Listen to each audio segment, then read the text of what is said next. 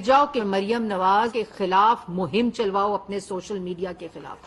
Mind set आपका यही है कि आप अटैक करें।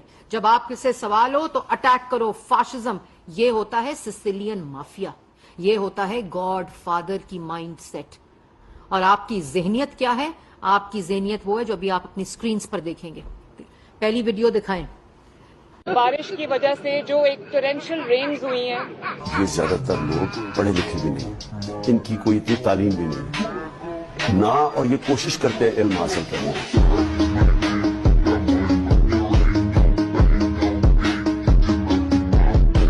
जब बारिश आती है ना तो नाली रेन भी आ जाती है।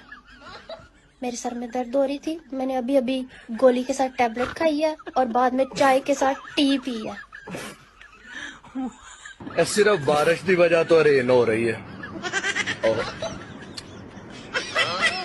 वाल खुश करदा सा पिया, ड्राई हो गए ना। जी गर्मी पैंदी है ना पई, इसकी वजह तो है धुप है। यार करदा की आ मैं, सॉरी यार, दोबारा करो। सेकंड टेक ठीक।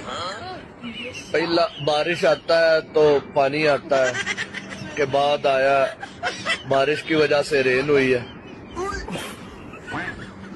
की लोग ने है यार, खान साहब मुर्शद की गल्ला कर गए, जेडी तुहाडे मुंह निकलदी ओ सच है। एक ते पढ़े लिखे नहीं, उतो कोशिश भी नहीं करते खान साहब। जेड़ा भन्नो ओही लाल आ, बाजी फरमाउंदी रेन की वजह से बारिश आई। ये तो ओही हिसाब हो गया भी एक गोरे ते पंजाबी ने शादी कर ली, एक दिन बैठे खाना खान दे तो गोरे दे संग विच ना बुरकी फस गई, ते कह रहा वाटर ते ओदी बेगम ने जड़ा ना ओनू पानी नहीं दिता, ओदे लक विच मुक्कियां मार दिता। ते हुण जदों शामां नूं परौणे आ रहे ते ओदे गल लग के ना रो रही आ, ते नाले कह रही आ, हाय वाटर करदा मर गया पर मेरे को पानी नहीं मंगया।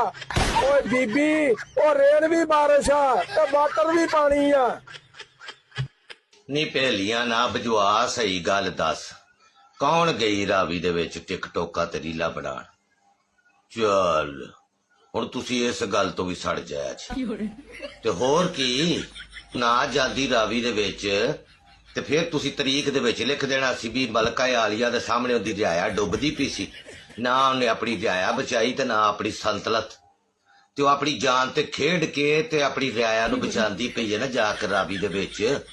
उन्हां नूं आखो खा जेड़े जाके उत्थे पुल ते खलो के टिकटोका ते रीला पे बनांदे ने, इनू ते बोलण लई तुहानूं उंज कोई ना कोई बहाना चाहीदा।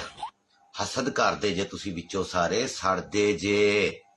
आओ अपनी उम्र दे नालों 30-35 साल निक्की जू लगदी है ते तुसी अपनी उम्र नालों 20-20 साल वड्डियां लगदियां जे। उहदी उम्र इस साल खोरे हो जाने, उन्हें 23 या 24 सालां दी। और पीटीआई वाले हो तुसा क्यों मरियम नवाज दे पिछे लग गए? मरियम नवाज पानी नहीं कटेंदी। मरियम नवाज अपनी आई ते आ वंजे ना तो 2 मिनट तुहाडे पानी कटा सकते, ठीक है ना? जो पूरे मुल्क के बाहर जाने पे मरियम नवाज किथे किथे पानी कटवावे, और मार के कुछ आप ही हाथ हिला के ना ते पानी काट लिया करो। हेलो। अब आप दूसरी वीडियो देखेंगे। ये एक वीडियो सिर्फ मुख्तलिफ चैनल के छोटे छोटे क्लिप्स हैं। अब आप एक और वीडियो चेक करें। जनाब गवर्नमेंट हुकूमत नूं मेरी ये अपील है कि जनाब अपने दौरियां ते ना थोड़ा को खर्चा घट करो। असी पाकिस्तानी अवाम अं तुहानू टैक्स देने, 4 जाना मैं रुड़दियां बचा के लैके आया, मेरा कसूर की है? मैं पाकिस्तान नूं टैक्स देना ए वाला। उत्थे जापान ते जाके ते दौरे होंदे ने ते सब कुछ होंदे, इत्थे हरसियां पिंड तहसील डस्का जिला सियालकोट। तेनू मैं दसां, तू मरियम नवाज अपने दिलों छुट्टी है, तेनू एहसास ही कोई नहीं। कल बरोजे मैशर तेन इन्ना को जूता पेगा, ए मासूम जानवरां ने तेन गालां कड्डणियां ने, तो तेन जुत्तियां मारनियां। तू जड़ी मां सब दी बनी है, तेनू अज तक गैरतमंद ही नहीं टकरिया। कुत्ते हो नहीं वसदी तुहाडे दी गल। हुकूमत छड्डो, जलीलो, जिथे जांदे हो चोर चोर दे नारे लगदे। किड्डी को बेहयाई दा लवा खा लिया जे, कुछ ख्याल करो। बेशरम आदमी, कोई एहसास है? ये फ्रीडम ऑफ एक्सप्रेशन नहीं है, ये मुल्क दुश्मनी है।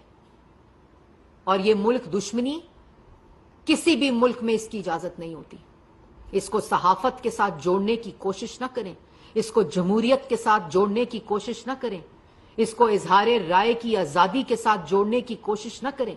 ये अब तमाशा नहीं चल सकता, ये कोई इजाजत नहीं देगा इस मुल्क दुश्मनी की।